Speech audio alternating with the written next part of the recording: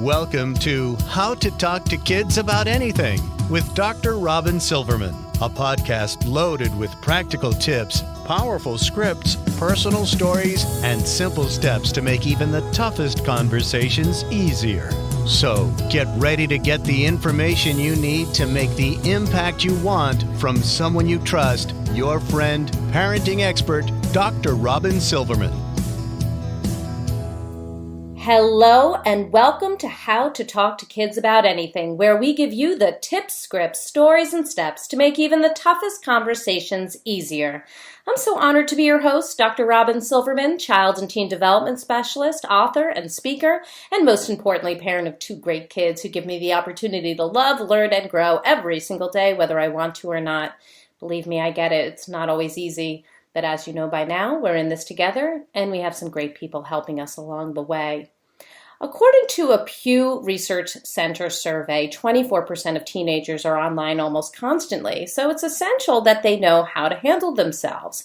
While many parents and educators worry that kids could easily become addicted, detached, or distracted because of the way their digital devices have become a key component in their lives, we have now heard from several experts, including innovation expert George Couros, leadership and digital learning expert Eric Sheninger, and others, that technology can be a wonderful tool if used wisely. We know that we have recently been cautioned by Sue Sheff, author of Shame Nation, about the need for education about online shaming, and we have gained insight from Common Sense Media's Caroline Noor about the need to help our kids become media savvy in a media-saturated world. So, how do we raise our children using our social wisdom in a world fueled by technology? Perhaps you feel like technology has invaded your home and isn't always a welcomed guest. Our children haven't known anything different. They are digital natives. And our next guest believes that our kids need our guidance more than ever to supplement their digital use and understanding. Devorah Heitner, PhD, is the author of Screenwise, Helping Kids Thrive and Survive in Their Digital World, and the founder of Raising Digital Natives. She passionately believes in the power of mentoring kids in creating a positive tech culture, and she is delighted to be raising her own digital native.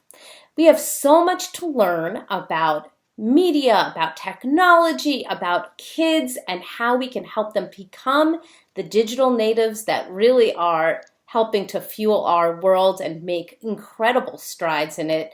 I want to welcome Devorah Heitner to How to Talk to Kids About Anything. Welcome. Thank you. It's great to be here.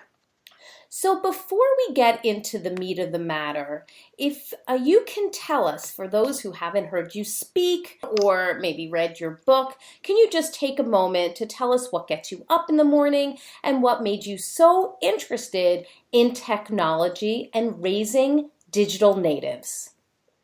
Wow, that's a great question. There's no one moment. I'm a media historian, so my PhD is actually in the history of television. And I was teaching a class on kids' media culture every year. I used to be a college professor. And I would take my students to watch families make purchasing decisions and observe kids playing video games. And I saw such an interesting divide between my 18 to 22-year-old undergrads and the third graders that we would study. And I thought, well, this is really interesting, because that was the early sort of MySpace to Facebook generation. That my college students in the sort of 2007 to 2012 era that were just, they'd been on MySpace in high school. They were Facebook kids in college. They were using some other apps socially. They were starting to text and starting to be less responsive to email. And I was learning a lot about kids from those kids. And then I had my own kid in 2009, and my friends were all asking these hard questions about, should I get my kid's Twitter handle now? Should I keep them offline till they're 25? Should I never share their picture? Should I always share their picture? So just these huge questions, because I think we can all agree that smartphones and social media, offer profoundly new ways to interact that were transformative in all of our relationships. And so as a media historian, that kind of moment is really interesting for me. And as a media historian, I was not surprised that it created a lot of anxiety for people because when you have transformative tech, it always creates anxiety about what does this mean for us as human beings, as families, as a society. So I got really excited about that and started speaking about it in 2011 and 2012, and then just quickly realized I wanted to quit my professor job, do this full time, write a book about it for parents, etc. So it really took me in a whole different direction. Wow. Okay. Well, we're glad it did because we need your knowledge so much right now. I would like to know, how do you know if your child or when your child is ready for the big milestone, like getting their first phone or getting a social media account? Well, you absolutely want to look at their personality and how they've handled other opportunities for independent decision making, how well they function if they have to solve a problem, like if they were trying to, if they got disconnected from you in a public place like a mall or a library, how would they find you? Or are they ready to take public transit on their own? Really look at what is their problem solving ability. How do they, specifically with social media or a phone, how well do they deal with conflict? Are they good at managing hurt feelings without escalating? So those are some of the questions I would look at. And if I had some concerns in those areas, I would really think about what can I do as a parent to nurture my child's ability to make decisions or to be less impulsive before I give them an opportunity to maybe get on Musical.ly and be impulsive in a way that could be harmful or dangerous. So really, I would work backwards from this, from the thing you're worried about, and then think about, well, what can I do to help build this skill set? And also think about how you could collaborate on something together. If you're wanting your child to learn texting, maybe they could do a little bit of texting with you before they're ready to go text with the world. So interesting, because I just recently, with my third grader, really had her start to make her own play dates by getting on the phone, old school, and calling people, which I know is not done that much these days, but I really wanted her to have these phone skills. And I was finding myself consistently texting other parents, like, is so-and-so available? And I said, I have got to cut this out. Let me teach her how to get on the phone, make the phone call. And I wrote out a note for her, which now she knows how to do it, but wrote out the note and exactly how she can say it. And we talked through it and she got used to it. She was really very nervous about it in the beginning, but learned how to do it. But she did it with me first. And I find what you're saying to be completely logical, that we need to help our kids learn how to use this technology first with us, and then they can bring it out into the world. That makes complete sense to me. I like that. And I love that you wrote it out with her, because that probably made her feel a lot more confident and gave her some feeling empowerment. I mean, she's way ahead of a lot of 20-year-olds, because I talk to pediatricians whose have patients who are aging out of their practice. They're in college and they still won't call their own physician. Their mothers will call because they don't like to get on the phone because they don't feel confident in their phone skills. Right. So your third grader, that's the next step, right? If she doesn't feel well, could she get on the phone and describe her symptoms? I think it's fine to call the pediatrician, by the way, for your third grader. Sure. But I do think you don't want your 20-year-old in a situation where they can't call a doctor, make an appointment, do a job interview over the phone. Right. Life skills. They're life skills. And that is exactly, it was something that I said to myself, I really want my kid to know this and to learn it. And she was nervous about it. So, it was a couple of years ago when I first wrote it out with her.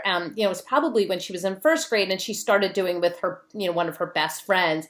Now she started doing it with some other friends of hers, and, calling and leaving messages or speaking directly to the parent. She knows the parent is the one who's going to be answering, because it's their phone. And then what happens now is that parent is having their child call me. So it kind of created more normalcy around having the kids do the calling. So I think it's the same idea, that now we're moving into this, this technology area where our younger children are going to become of a certain age to start using technology, and we help them use it wisely and use it in a way that they are confident and know, hopefully, that you would approve of what they were doing as well. Absolutely. So you say that media and social media as well can offer a huge opportunity and potential to those who use it. So how can you set a positive example and a positive tone through your own approach to technology? Well, you can have great boundaries around it and not be afraid to unplug and be unavailable, and to trust that the people in your life who try to reach you will live if they can't reach you at all times. And that's really important, because kids have a lot of connectivity anxiety these days. Once they get to be playing games in public servers or texting or certainly having personal devices, they can get real worried about, oh, if my friend tries to reach me and I don't respond, is she going to get mad? Is he going to be disappointed or upset? So showing them that that's okay, and that human beings can't be 24/7 accessible because we need to sleep and eat and spend face-to-face time with people is really important. And that's something we can easily model for our kids, but we're so anxious about being unreachable, and we're not totally sure that it's okay to to not be reachable. Right. And we get so impatient when we can't connect with people. So that's a huge thing we can do, is model that patience as well when we try to reach someone and they're not available, is even talking that through with a kid and saying, I can say to my son, wow, it would be really great to know if Papa wants to meet us for dinner, but I bet he's interviewing someone right now or in a meeting. So I'm not going to leave him 50 messages because that would be really annoying. I'm just going to trust that he'll get back to us when he can. Right. That makes sense to me. And it's important. It is an important lesson for our kids to learn, because certainly whatever we're doing is the thing that they're most likely to echo. So what are some of the key issues that we need to discuss with our children as they grow up in this digital age? What would you say are maybe 3 or 4 things that we really need to make sure we discuss with our children as they are growing up and probably taking on some new opportunities and privileges around media? Well, there's 3 areas that I really focus on and that I focused on in Screenwise, and they are relationships, how we relate with our teachers, our friends, other family members, our peers, etc.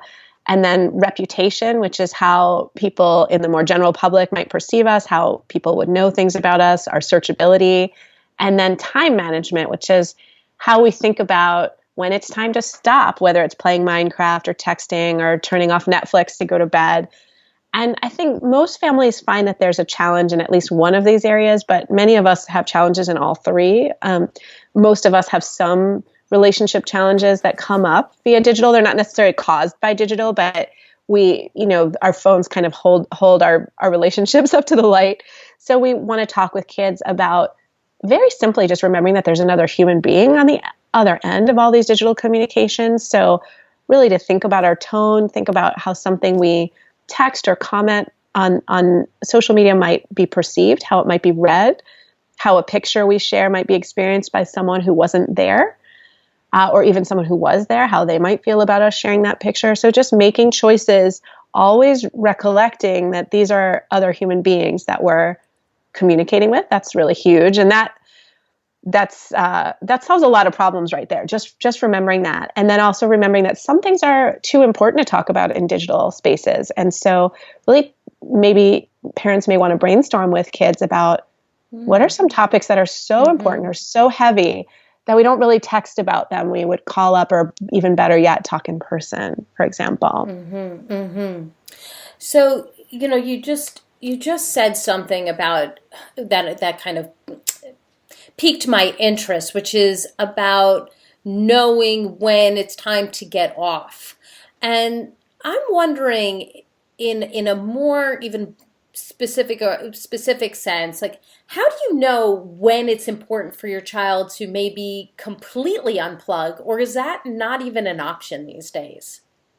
I think it's really tough once kids have personal devices, because like the way we relate with our personal devices, it's a little bit like their oxygen tank, or, you do see that it's quite difficult to disconnect an adult from his or her device. And a lot of us are sleeping with our phones. So when you tell a teenager, put that away, or taking it out of your room, or you can absolutely do that. And I think there's a lot of good reasons to unplug teenagers and even adults at night, and unplug ourselves at night. But it is challenging, right? But I think we can plan your home space in such a way that when our kids are little, the tech isn't everywhere. We might not want tech to be ubiquitous, even though it's mobile, even though we can carry a lot of tech around with us.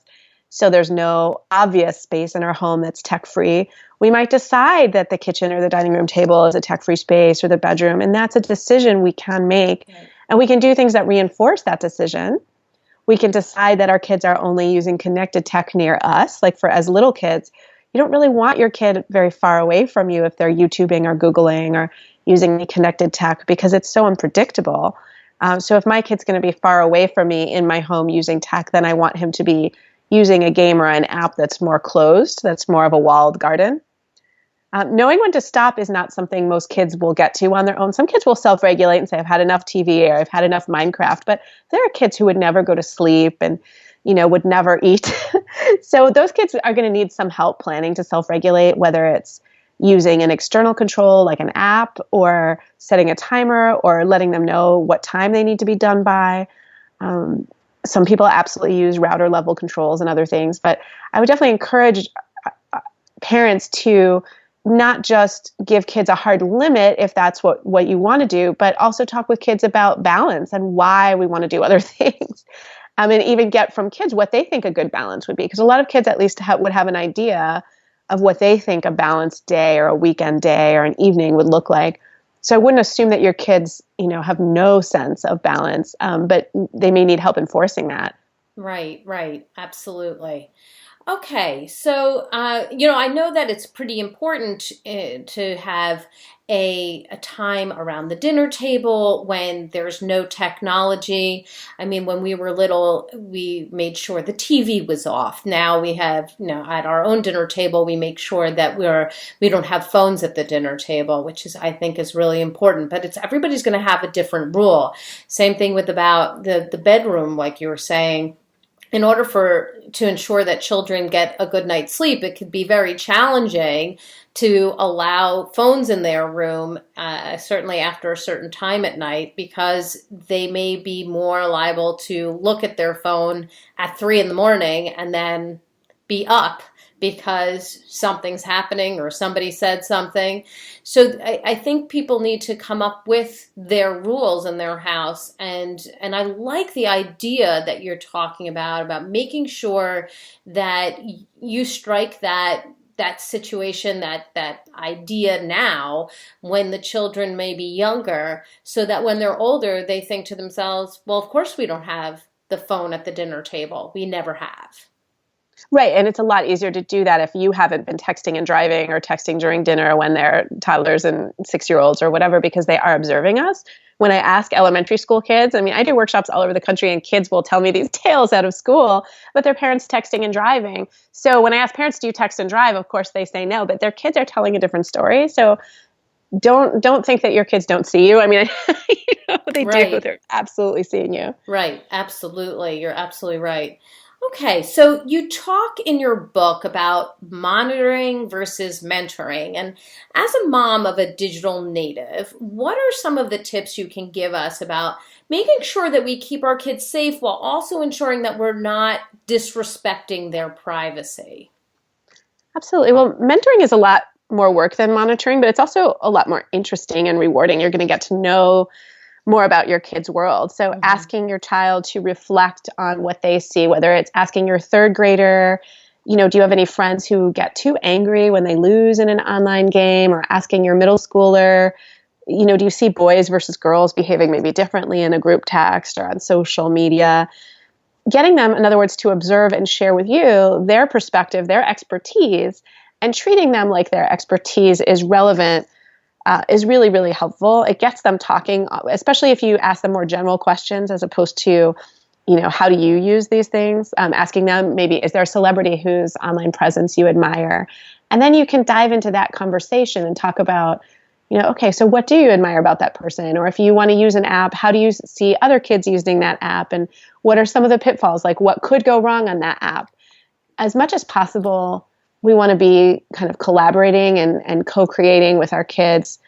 the solutions and the approaches that we're going to take to tech. So that's not always going to work 100% of the time. Sometimes we just need to draw a hard line as parents and say, you know what, I'm not collaborating with you on my approach to this. This is what's happening. But as much as possible, if we can do that, we're going to learn a lot more about their friends. Whereas if we simply monitor, we're going to get a lot of very disconnected data. We may get their texts, for example, but you're not going to know what those things mean. You're not going to know the context. What you are going to learn are some things that are honestly hard to know how to deal with, like that your kids' friends have potty mouths. You're going to learn that your kids' friends know a lot of bad words. What are you prepared to do with that knowledge? Right, sure. And this idea of mentoring, it certainly seems to take a lot more time. And it's not just about being, sort of the example, but actually educating your child, bringing them through different scenarios, talking through certain situations, maybe bringing in things that happened in the news or something you heard about in town. These are all different ways that we can start to mentor our children and ask them, what would you do in this situation? And here are some ways that I've had to deal with this type of situation, or my friends have had to deal with this situation. What do you think about the way they handled it? That Absolutely. way that they get some education around it, but are thinking through it with you, even if they have maybe a different approach to how they would handle it. Right. And mentoring, a lot of it is about repair and some of it is about, sort of the prep. And for example, again, working with kids before they get on social media to think about what things can go wrong, or working with them before they start texting to think about what would you do if someone said something mean about another peer on the group text. So those are great pre-conversations, but it's good to revisit that once you're actually in the situation, because kids need some help repairing. And we shouldn't assume that being a good parent and having mentored well means our kid will never do anything wrong and will never be faced with decision where they go down the wrong road, or they wish they'd handled it differently, because that's a very unrealistic standard, especially given that we're giving kids phones and social media at one of the low points of judgment of all time, which for most kids is middle school, right? It's not, if we look at our own narrative of our judgment, whether it's about fashion or friends or anything else, most of us would not say the high point of our lives was middle school. No, I don't think so. So you have to say, well, it's inevitable that kids will make mistakes. And the good thing is, if they have an open, trusting relationship with you, you can help them, not by, again, getting in the middle of it with them and their friends generally, but by helping them think about, well, what are my options here? And you may have some ideas that they haven't thought of, but even giving them the space to say, you know what, you're still a good kid. I know you feel disappointed about how you handled that situation, and maybe I'm bummed too. Maybe I wish you'd handled it differently, but let's move forward. And how can we move forward? I think that's so important, because a lot of parents are so focused on prevention, and then when their kid does make a decision, to text someone in the middle of the night, or send an inappropriate picture, or share with friends a YouTube video that they shouldn't have really shared with anybody or even seen themselves, you're going to feel like a failure as a parent. And that's the moment to really step up and mentor and help our kids through it, so that it can be a learning experience and maybe even a funny story down the road, as opposed to, oh my gosh, what can we do? And I just have to take the phones away, which, again, it's your prerogative as a parent, but is not a long-term solution to the problem. So let's say we are in that situation, and a child you have talked to them about not using the phone in the middle of the night. You've talked to them about not sending the mean text or the picture that they shouldn't have sent, and they went ahead and did it. So what is the repairing script? What is it that we say to our kids in that situation, so that we don't fly off the handle and say, we've already talked about this. How could you do that? And instead do the thing that is helpful and mentor our child. It's tricky, and it does depend a little bit on the situation, but I would ask them why it's so hard maybe to regulate around that issue. And again, not, what's wrong with you, but just, it seems like there's some situations where it's really hard to make the right choice. What can you do then to avoid that situation? And to use a really simple metaphor, like for me, having Halloween candy in the house wasn't really successful. It never really works out very well for me. And so I've learned that I can't really have it in the house. So we donated it a couple days later. Mm-hmm. My kid got to keep his, but the oodles that we bought to give away, we got rid of. And I just don't seem to be able to control myself around Halloween candy for whatever reason. And so I just got it out of my house. So I think rather than feel like a failure, right? So maybe if a kid repeatedly is making mistakes on a certain app, maybe they do need to take a few months where they take that app off readily accessible. Either they get rid of the account completely, or maybe they just take that app and put it somewhere where it's less readily accessible. Like if I took Facebook off my phone, if Facebook was distracting me at work, I could take it off my phone. I'm not shutting down my Facebook account. I'm not disappearing from that world, but I'm making it a lot less accessible for regular updates and regular distractions. So doing things like that. And ideally, if the kid can come up with that idea themselves, so it's less of a punitive, but more of a, this is how I'm keeping myself out of hot water. This is how I'm keeping myself from eating so much candy I get sick. You know, if they can come up with, oh, what if I took this app off my phone? Or what if I put my phone on airplane mode when I'm doing homework, right, on their own? That's the ideal. That's not always going to happen. I don't think kids always come up with the perfect solution on their own, but I've seen a lot of kids come up with pretty good ideas for removing a temptation that's distracting. Sometimes it's about blocking someone or cutting off contact with them. You know, if seeing that person's pictures is always going to upset you and they're never sharing any content that makes you happy, maybe you don't want to be following them anymore. It's a very good point. And I saw that you've said something like this before. You actually posted a really great article in the New York Times about rules and how really a lot of the social media rules come from the kids themselves, that they are regulating themselves in many ways. So as an education consultant, what are some of the rules that you find kids are imposing on themselves? And why do you find these rules so dizzying and yet important at the same time? Yeah, and these rules are kids' rules are often very local. So I would say it's not just because one set of kids at a certain age in a certain place imposes these rules on one another. It may vary even from clique to clique in different middle and high schools. But kids have rules about sort of how sexual to be. For example, if they would share a bathing suit picture, and if that would be kind of an acceptable way to be positive and share, or if that would be considered a little too sexy. So some of those limits I find troubling and concerning, actually, because I think there's a way that, you know, for example, girls are slut shaming each other, limiting each other. I don't, as a mother and as a feminist, love that. But it's interesting to know that kids have these ideas and that boys also have ideas about what girls should do, what boys should do, right? Certain kinds of words and language, like some kinds of bad words might be okay, others might be kind of beyond the pale. Some kids may find certain kinds of humor totally inappropriate. Other kids may find that acceptable.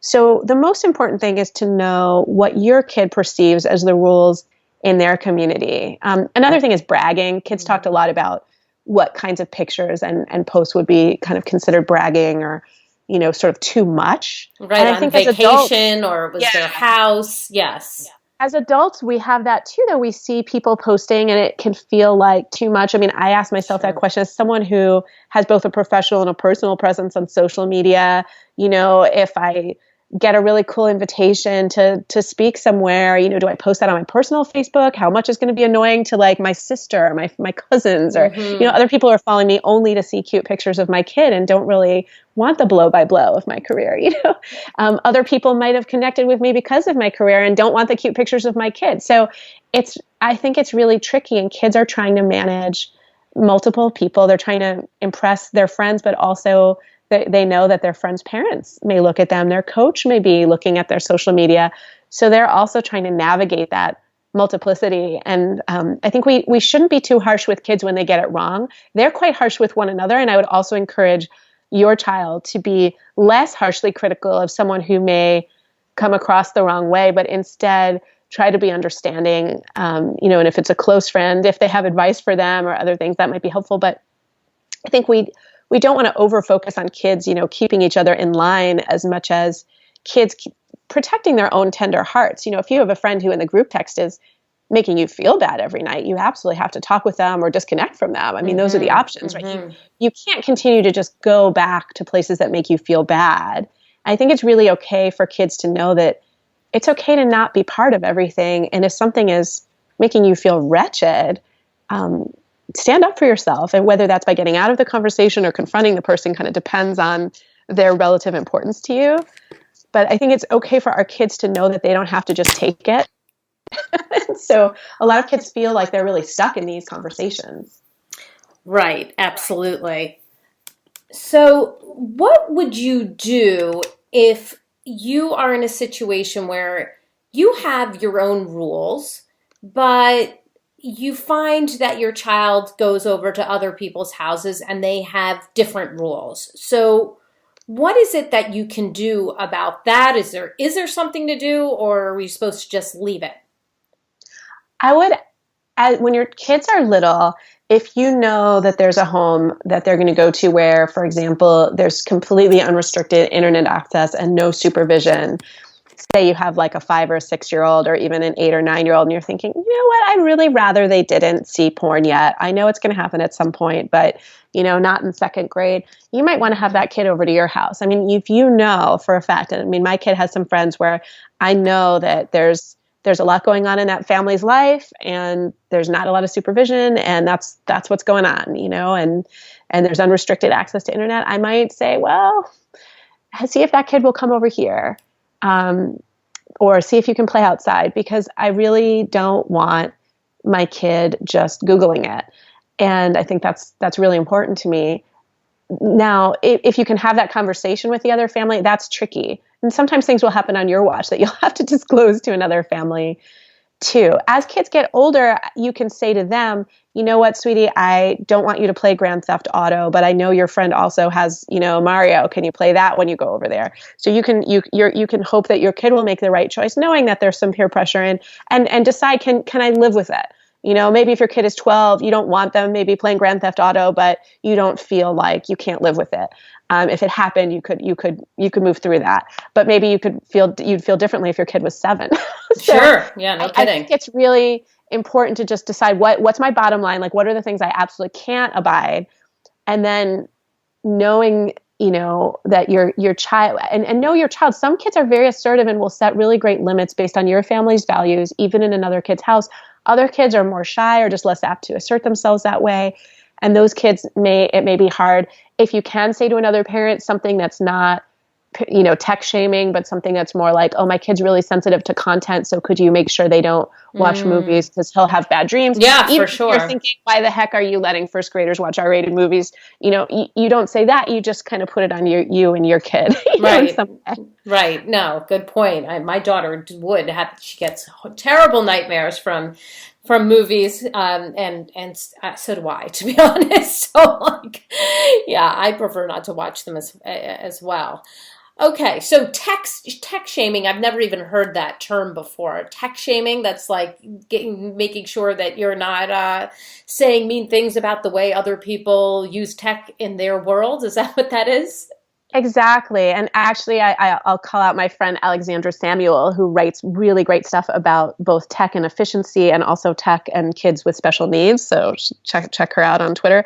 But she talks about techno-shaming in an Atlantic article. And one of the things that I see is that parents are so techno-shamed by whatever they've heard from their pediatrician at some point, or whatever their mother-in-law said to them that one time, or that one time they did let their kid on the phone in the restaurant and some other family, eyeballed them and gave them the look of like, and maybe wrote a blog post about them and took their picture. Oh gosh, wow. But you do see blog posts about, that other family at the restaurant. Yes. And every once in a while I thought, well, was that me that one time we were at McDonald's? It wasn't really like my top day of parenting ever.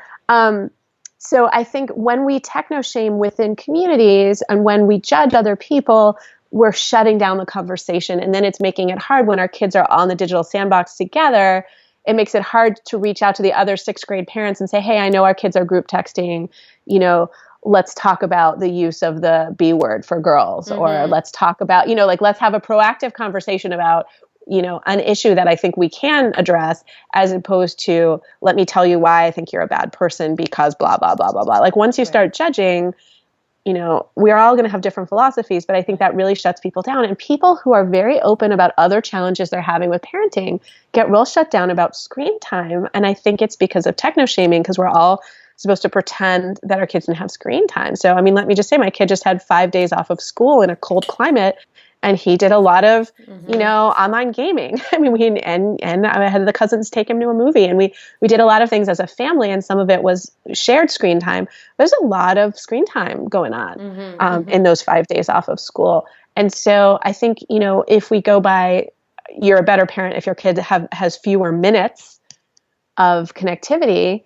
A lot of us may then feel very shut down and like we can't even talk about, well, what is our kid doing on there? And I want to get to the conversation about quality. What are our kids doing on there? What's their experience like? Is it enhancing their friendships? Is it enhancing their collaborative skills? Is it fun for them? Is it a creative outlet, or is it a bummer? Is it driving them crazy? Is it stressing them and making them feel anxious? And those are the conversations I want to have. And we can't have those if I know that other parents are already looking down on me because my kid got 90 minutes of screen time yesterday while he was off of school or whatever. So once we start shaming, the walls come down. So what, you mentioned all these positive things that can come from technology. So what are we really hoping our kids are doing with technology that is going to light their fire, is going to be a great advantage to them? What are we hoping for? We're hoping that they are not being tripped up by some of the things that challenged us, like bad handwriting really set me back in middle school and even in high school. And that's my kid also has bad handwriting, and I think he'll be much less handicapped by his bad handwriting. For kids who have diagnosed disabilities, whether on the spectrum or dyslexia, there's actually tons of incredible tech that helps. I mean, if you haven't seen the assistive fonts for kids with dyslexia, to call it miraculous and life-changing is not an understatement. I mean, these are things that are truly helping people, work at a much higher level. So all of us, I think, our superpowers are enhanced by tech in some ways. My parenting is enhanced by tech just by the fact that I can keep a joint digital calendar with my husband. I can't imagine how we could have had the jobs we have and the lives we have without. I mean, I know people did. Right? I know people were two working parents and, before there was digital calendar sharing, but I truly think our lives would have been more stressful and more taxed, and that our kid might have been waiting once or twice at daycare with them calling both of us frantically, like, where the heck are you? Without a shared digital calendar. So, I mean, I just feel like just tools like that we discount, that we take for granted, make our lives better.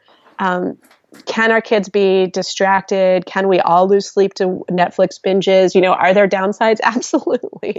That is an important thing. I actually would like to talk about that, because I think the scripting is important here. If we find that our child is distracted, that they aren't finishing their homework, that they seem like they're having more than one conversation at a time, they just aren't all there because maybe the digital world is more interesting or important to them, or it's the immediate thing that's right then and there, instead of what's happening in the kitchen or the car or the dinner table. What would you say to that child? What would you do if that child was in front of you right now? What is the conversation we would need to have if they are consistently distracted by media? Well, I would definitely stay off the moral high ground and talk about my own distraction and how, in order to write my 2 books, I had to turn off the Wi-Fi to get them done, and that I'd still be writing Screenwise if I hadn't turned off the Wi-Fi. It's a very good point. Important. Very good point. So, and I would really talk about, these are some hacks I came up with. Like, I had a minimum word count. I turned off my Wi-Fi every day till I reached that word count. Then sometimes in the afternoon, I would go through another period with no Wi-Fi where I wouldn't allow myself a snack until I had a certain word count. So, what are the hacks that work for our kids? Certainly teaching our kids that double screening is not effective. So if I'm sitting down to watch my favorite show and I also have my phone out and I'm also texting, I'm communicating something with my kid. Again, most kids will need help coming up with things to help them focus on homework. Sometimes parents are printing out worksheets and reading. There are some questions about whether any of us can really read online as well as we read print. So I'm agnostic. The studies are not conclusive, but in the meantime, if your kid seems to do better reading in print, being able to write on the page, they may need to print out or buy textbooks.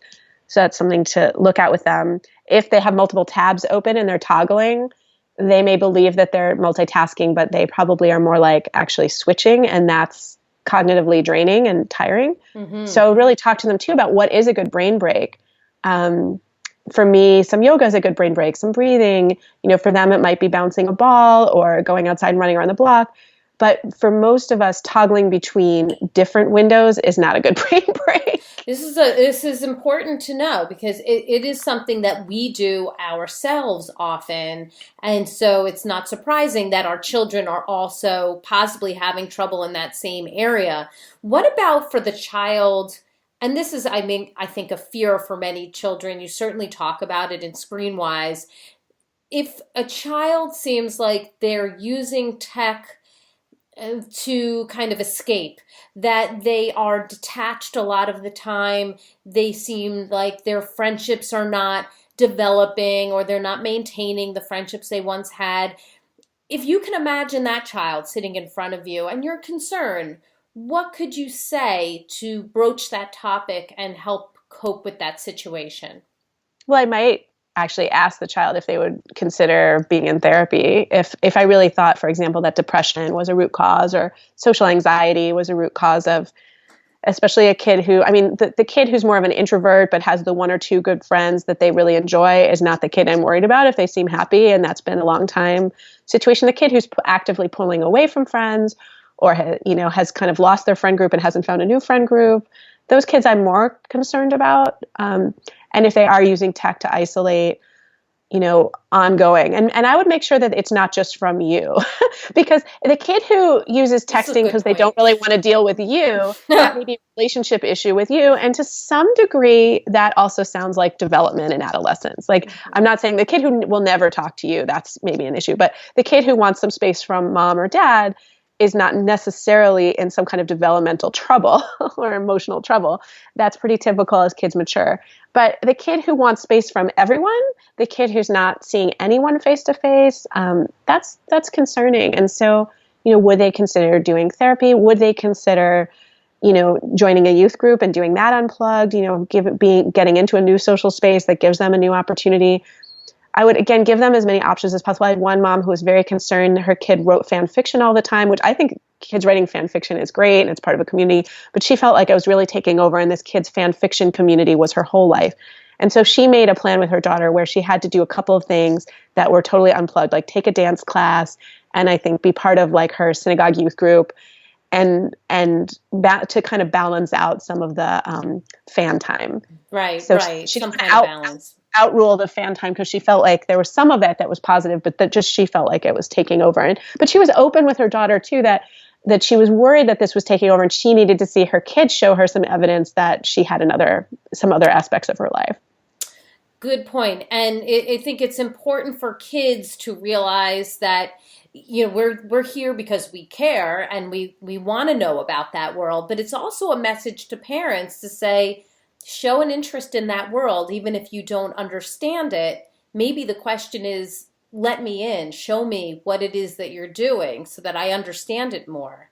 And then you may not be as concerned as you once were. Absolutely. And I think some of the teen shows, this kid was a fan. She was writing about a show called The Fosters, which is a very sort of soapy, wonderful teen show that I love. Mm-hmm. Definitely wouldn't be maybe like a lower middle grade show, but certainly with high school kids, they know about a lot of those issues. But just for parents who are listening, the kids do drink and have sex and other things, so you might not want to watch it with your fourth grader. But it is a really compelling show. There's a lot of great parenting on the show. The parents really stand up for their kids on the show, which is great because we see so many horrible media examples like 13 Reasons Why, where the parents are clueless and the counselor's out to lunch and the adults are just idiots. Mm-hmm. And so I love to see a show like The Fosters where the adults are real and stand up for their kids and show up for their kids, and you see them worrying at night over their kids. So the parents come through a lot better on the show. So anyway, this kid was a big fan of that show. So the mom watched the show with her, so that she could relate to some of her interests. And I think if you can have a show or something that gives you a nice shared context with your kids, I think that's really helpful. And I will admit, in my family, my husband has a lot more shared taste culture with my kid, whose taste runs a lot toward the Star Wars and the Marvel. Mm-hmm. And I find it harder. Yeah. I tried to watch Thor with him this weekend. I didn't make it through the whole thing. My husband did. But okay, that's good. At least one of us is there with some of those texts. And there are other contexts like the books we read at night that we're all involved with. But I think having some shared texts, there's also a podcast that we listen to together as a family. And I think podcasts are great with kids. If you want your kid to be part of a great story, but you want to reduce screen time, try a podcast. I'd really advocate for them. Oh, well, thank you. Are awesome. Kid parenting podcasts are great for parents. Kids podcasts are great for kids. But I think that having some of those shared contexts is just great, because then it's like you can talk about, what do you think of the decision the siblings made not to tell on their sibling who got drunk at the party on the Fosters, versus it's always about you and what would you do if you saw someone drinking at a party. And then your kid is under the microscope and feels like she has to lie, or knows that there's a right and a wrong answer. I think getting into it with a show where it's outside of your reality is really a great space to open up conversations. Yes, a wonderful springboard for discussion. That's a great idea. Well, we've come to the point where we can do our top tip. So what is one crucial tip that you would want people to take away from listening to this podcast so that they can have a more successful conversation or set up more successful limits, whatever it might be, around screen time and media use? I would say stay really curious about what the app or the piece of technology or whatever the thing is, the game, what it really means to your kids. Don't assume that they're using tech the way you do.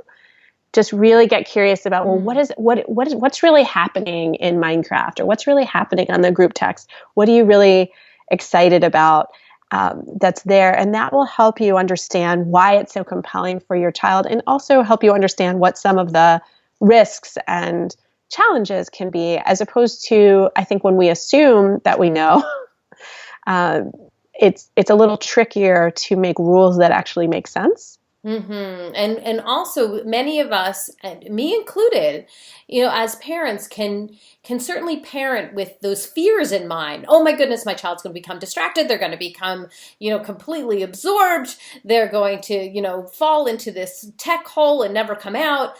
And sometimes they are using tech in a very different way, and they are not in the same mind space as you think they are. Absolutely. So yeah, getting the real information can do a lot to reduce our fears. Our kids don't necessarily want Snapchat so that they can sext. In fact, I can pretty much guarantee that if your 9-year-old is asking for Snapchat, that's not why she wants it.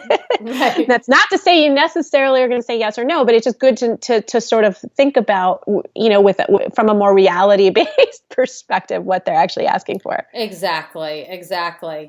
Now tell us the resource of the week. Where can people go to find out more information about you or your book or any of your speaking engagements? Absolutely. Well, my website is Grand Central for all of that. So I would say just go to raisingdigitalnatives.com, and there you'll find access to all my social handles and my book. And if you want to jump on my mailing list, that's there. So all of the things are there. And then I teach classes as well. So I'm just starting to do that. Really fun stuff is on my website. So, and then if you want to talk, you can also email me, and that's on my website too. Awesome. Well, I just want to thank you so very much, Devorah Heitner. Thank you so much for joining us today. I think you provide such a positive way of looking at screen time and at media use that we need to talk about. And I also like that you want us to put parameters around things and understand our kids and how they can grow up as digital natives, not in a fear-based world, but in a way that they're educated and that we are mentoring them so that they're getting what they need in order to use it wisely. I love all of those tips that you've provided, and certainly the scripting that so many of us need so that we can have the important conversations right now. Thanks so much. It's really fun talking with you about this. And I love the idea that you've shared about helping write out some notes for a phone call. I'm going to share that with parents, because a lot of kids are super nervous about phone call skills, and people still need to know how to use the phone. It's one of the things I advise people to do in Screenwise, but I don't think I suggested that they write it out. So I'm going to share that around. Thank you. Well, thank you. They're on sticky notes, and it's inside of a cabinet right now. So perfect. She has it right there. There's two pieces. One is what to do when somebody actually answers the phone, and one is how to leave a message. So she's covered both ways. A whole generation of her friends is going to be better off for this. I hope so. And it's totally adorable. And I have been getting messages back saying, I got her adorable message and it was so great to hear from her, and I'm going to have my child call. What a good idea. So I think it's important. Yes. Good. We need phone skills. And yes, we also need these digital skills. We need both. They still need both. Yes. Well, I've got my takeaways, and sweet friends, I know you have yours. Let's discuss them. Come up on Facebook. Let's go to drrobynsilverman.com, or we can go to the Dr. Robyn Silverman page on Facebook. Let's chat about it. I'm on twitter.com/drrobyn. And if you love this podcast like I did, I hope you'll go up to iTunes, rate, review it, and share it so people can get more information on how to raise digital natives, how to make sure that their children are thriving in a world where technology and savviness in tech use is important and needed. I truly appreciate it. That's all the time we have for today. My fellow parents, leaders, and educators, thank you so much for tuning in to How to Talk to Kids About Anything. For more information on books, articles, speaking engagements, or curriculum, please visit drrobynsilverman.com.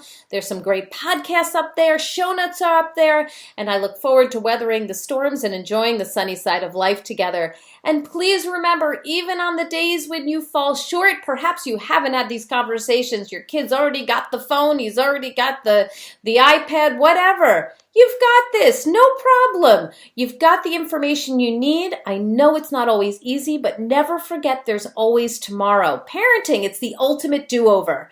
I'm right there with you. And as there are moments when we all doubt our know-how, our choices, and our sweet sanity, please know you're 10 times the parent you think you are. You really are. Until next time, this is Dr. Robyn Silverman with How to Talk to Kids About Anything. Please tune in again and keep connecting through conversation. See you next week. You've been listening to How to Talk to Kids About Anything with Dr. Robyn Silverman. For more information on books, articles, speaking engagements, or curriculum, please visit drrobynsilverman.com.